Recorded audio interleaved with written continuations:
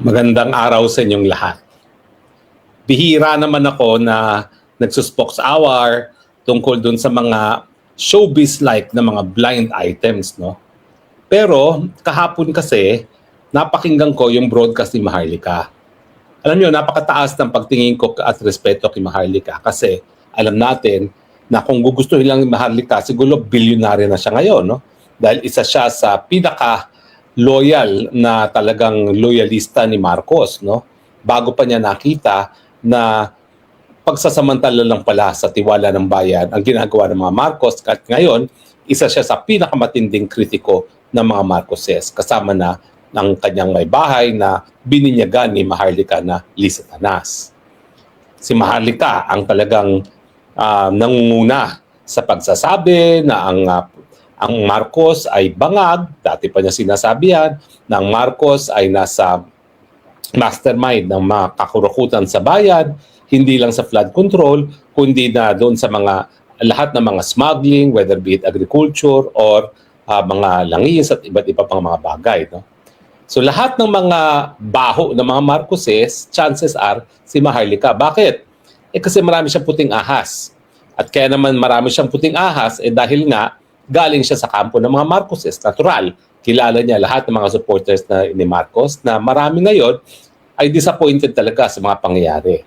Siguro marami sa kanila nag-isip na itong si Marcos ay magbabago pagkatapos maging presidente kasi nga nais niyang baguhin ang nasirang pangalan ng kanyang ama na si Diktador na Marcos Sr.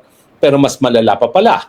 Kasi nga, bangag, pinababayaan ng kanyang may bahay na magpatakbo ng gobyerno at kurakot.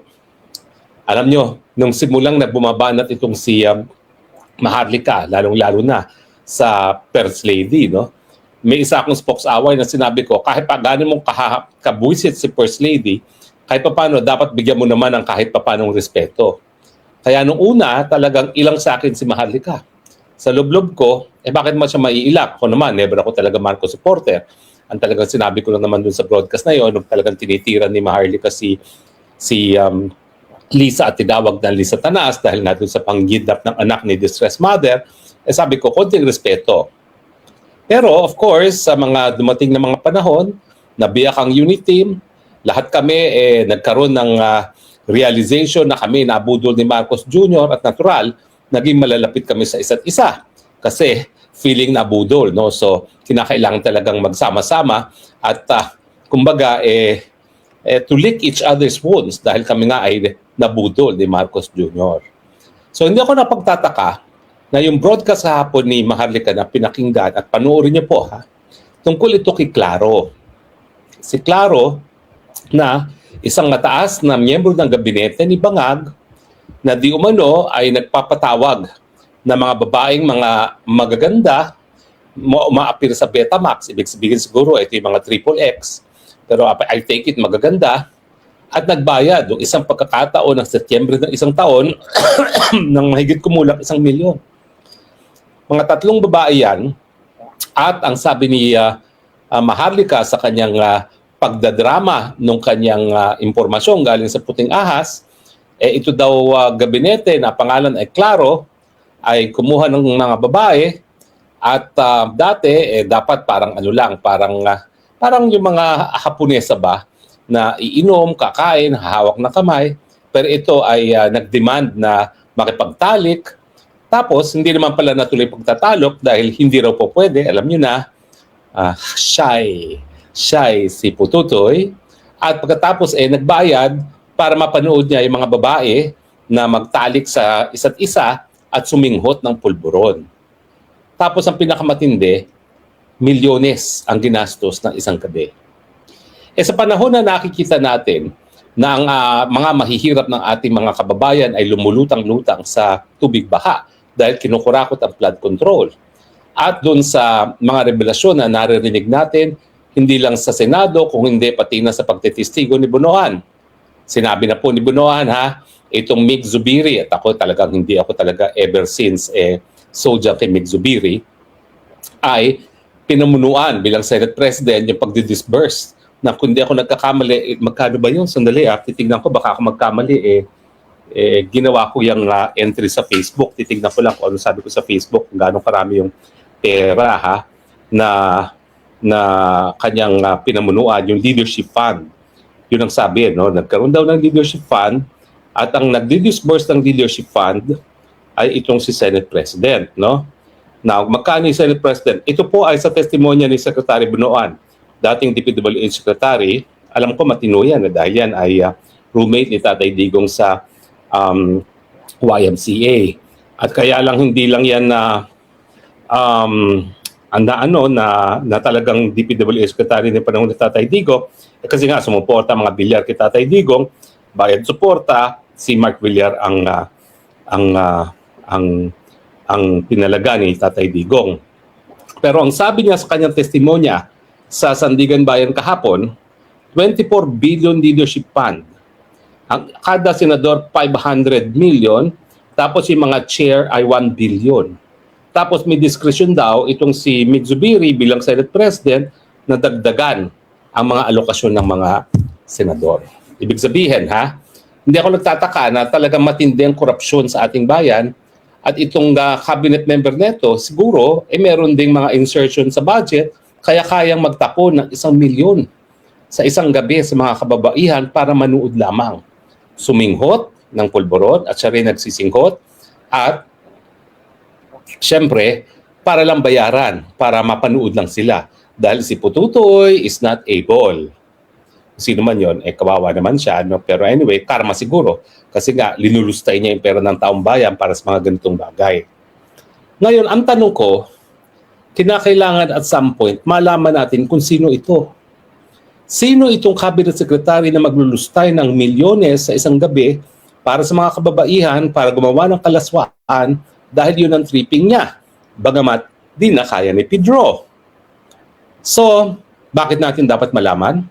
Well, unang-una, kasi bukod sa nabalita na at ang sariling kapatid ni Presidente nagsabi na pulboronic itong si Marcos Jr., ang sabi dito sa puting ahas ni Maharlika, itong cabinet secretary rin sumisinghot. At syempre, nandyan naman yung mga sinasabi ni Cathy Binag na marami talagang mga nakapaligid kay Bangag na ngayon ay nasa kabinete o di naman kaya iba't ibang opisina ng gobyerno na kasakasamang sumisinghot. Now, mabuti na lang, meron ngayong pagkakataon para malaman natin kung sino si Claro. Unang-una, halos kalahati pa ng gabinete ay hindi pa nabibigyan ng go signal ng commission appointments. Siguro para malaman natin kung sino si Claro, dapat lahat ng haharap sa commission appointments ngayon magbigay ng hair follicle test. Dahil sa pamamagitan ng hair follicle test, mananaraw daw natin kung sino yung wala pang basbas ng commission appointments ang siyang sumisinghot ng pulburon. Pagkatapos noon, pag malaman natin kung sino yung positive sa mga sumisinghot ng pulburon, malalaman natin kung sino si Claro. Kasi sa akin, importante malaman kung sino si Claro dahil hindi po pwede na number one, sumisinghot ang isang miyembro ng gabinete, sumisinghot na nga ang presidente, pero sana kung matino ang ganyang gabinete, magkakaroon ng solusyon ng problema ng ating bayan. Pero kung lahat sila ay pulburon, wala na talagang pag-asa itong bayan nito. At pangalawa, malaman natin, saan niya kinukuha yung perang nilulustay niya sa kanyang mga kalaswaan dahil si Pedro niya ay no more willing and no more able at ano ang pinanggagalingan niyan. So sana nananawagan ako, lalong-lalo na doon sa mga miyembro ng minorya sa Commission on Appointments, kinakailangan baguhin yung rules. Dagdagan ninyo ang requirement. Hindi lang dapat urine test, kundi hair follicle test na malaman natin kung sino talaga yung kasama ng presidente ng pulburonic. Dahil kinakailangan malaman natin kung sino si Claro. At salamat kay Maharlika, at least meron tayo ngayon pamamaraan para malaman kung sino si Claro. Simulan nga natin sa Commission on Appointments dahil mananaraw daw natin kung itong si Claro ay isa sa mga gabinete na hindi pa nabibigyan ng basbas ng Commission on Appointments. Pero pag-usapan po natin uli yung sinabi ni Bunoan. Siyempre, pinabulaan ni Mig Zumirito. Sinasabi niya, hindi raw siya tumatanggap ng mga proyekto, proposed infrastructure projects sa mga senador at dumadaan daw yan sa Finance Committee. Hindi niya sinagot ang paratang ni Bunoan. Ang paratang, hindi kung meron talaga mga rekomendasyon ng mga senador para sa infrastructure projects, at hindi talaga maiiwasan yan dahil maraming mga mayors, mga barangay captains na nagre-request.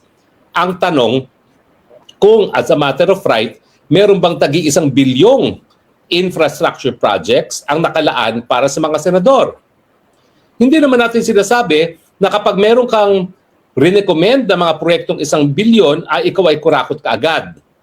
Ang kurakot sa infrastructure ay dahil si senador na nag-endorso ng project, ang siyang kumuha ng pondo, galing siguro doon sa 1 billion, siyang magno-nominate sa district engineer o sa regional engineer ng DE, ng Department of Public Works and Highways, kung sino ang dapat na manalong kontratista. At yung kontratista ngayon, pag siya'y na-awardan na, magbibigay na ng advance. Dati-rati, nung ako'y kongresista, ang patakaram, 10%, kapag kalye, 5%, kapag building, pero ngayon, as much as 45%. Advance. Kaya tuloy, ang paborito nila, flood control project. Kasi sa flood control project, balita ko hanggang 60%, o di naman kaya 100% ay pupunta na sa kakurakutan. Dahil sa flood control naman, hindi mabe-verify kung talaga ginawa nila yung flood control project dahil nasa ilalim nga ng tubig. Ang ating batayan ngayon na talaga napakaraming anomalya dyan sa flood control project ay yung katotohanan na lumulutang-lutang tayo sa baha despite the fact na trilyones na ang nagastos ng gobyerno. Kaya nga, hindi ako nagtataka kung lahat ng senador, lahat ng kongresista merong sulat na nagsasabi, please consider to include this in the National Expenditure Plan. Kapag ganun, wala naman talagang mali. Kasi kung yung isang project na pinropose mo ay naaprubahan ng Regional Development Councils, Provincial at saka Regional Development Council, magkakaroon niya ng positive endorsement sa DPWH at yan ay mapapasama sa NEP or National Expenditure Plan, yung budget na sinusumite ng presidente sa Kongreso. Ang mali, kung yan ay galing doon sa tinatawag na leadership fund na meron tagi 1 bilyon ng senador, yaan ngayon ang sasabihin ng senador na dahilan sa regional engineer o sa district engineer ng DPWH, akin yung project na yan, sa leadership fund ko yan, ibigay mo yan sa aking kontratista at yung kontratista magbibigay na hanggang 45% na porsyentong kickback sa senador o sa congressman. Yun ang pagkakamali. Hindi so much na nag-recommend. Kahit sino po pwede mag-recommend sa NEP. Pero kung walang leadership fund, hindi mapupunduhan yun kung hindi ang kasama talaga sa programa ng DPWH.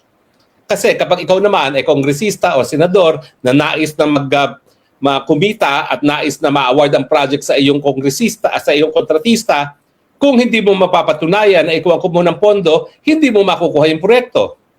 Sa pamamagitan ng leadership fund, ayan na nga, po pwede na ma-identify kasama ito sa 1 billion ni senador. So ngayon, dun magkakaroon ng usaping graph or plot there. Kasi nga, sigurado na yung proyekto maibibigay sa kontratista ni senador o ni congressman at sigurado may kita. Alam niyo, matagal ko nang pinag-iisipan kung paano maiwasan yan. Sa tingin ko, tanging pamamaraan ay gayahin itong sistema sa Europa na ang mga miyembro ng parliament, ako hindi ko sold sa parliament, miski patuloy lang natin ang kongreso ngayon. Pero ang diferensya, imbis na mag-i-elect ka ng district congressman, ang dapat i-elect mo partido. Para unang-una, ang binoboto mo ay plataforma de gobyerno. Hindi po pwede na tatakbo lang dahil sikat ang isang kandidato. Dapat tatakbo siya kabahagi ng partido na mayroong plataforma de gobyerno na ipatutupad kung manalo sila sa mayorya. Now, bakit ito makakaiwas sa korupsyon? Kasi kung walang district ang congressman at walang mga leadership fund sa mga senador, tanging ang DPWH ang talagang honest to goodness na mag-a-assess siguro sa request ng mga LGUs kung ano pangangailangan ng iba't ibang lugar. Alam nyo, ako abogado ni Belica dyan sa Korte Suprema nung napawalang bisa ang PDAP at saka ang pork barrel. Sabi talaga ng Korte Suprema, walang puder ang kahit sinong mambabatas na makialam sa implementasyon ng proyekto matapos maisabatas ang pangtaunang budget. Pero nangyayari nga, dahil may mga leadership fund sinasabi ng mga senador at ng mga kongresista, ako nag-recommend ng proyektong ito, i-charge mo yan sa leadership fund ko at dapat ibigay mo sa aking kongresista. Pero kung bubuwagin natin itong eleksyon na kada distrito ay may elect sa bisa ng kung sino yung tumatakbo at hindi ang partidong tumatakbo, hindi mabubuwag yung koneksyon sa parte ng mga engineers ng DPWH at ng mga mambabatas. Dapat para sa senador, para mawala na talaga yung korupsyon na yan, wala na talaga silang dapat na kahit anong pondong nakalalaan para pondohan ang mga projects na kanilang gustong mapatupad. Kinakailangan yan ay manggaling ang initiative talaga, hindi sa kanila, kundi sa Department of Budget and Management. Lahat ng kinakailangan, pwede sila mag-recommend.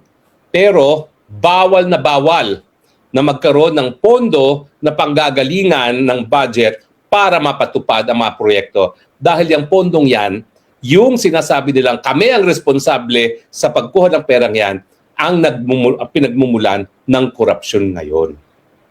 Pero sa tingin ko hindi mangyayari ito dahil ito nga Marcos administration nais manatili sa kapangyarihan till kingdom come. Kaya nga aking palaging tanong sa inyo, hanggang kailan kayo magtitiis mga kababayan sa sistemang bulok, sa presidenteng bangag at korap?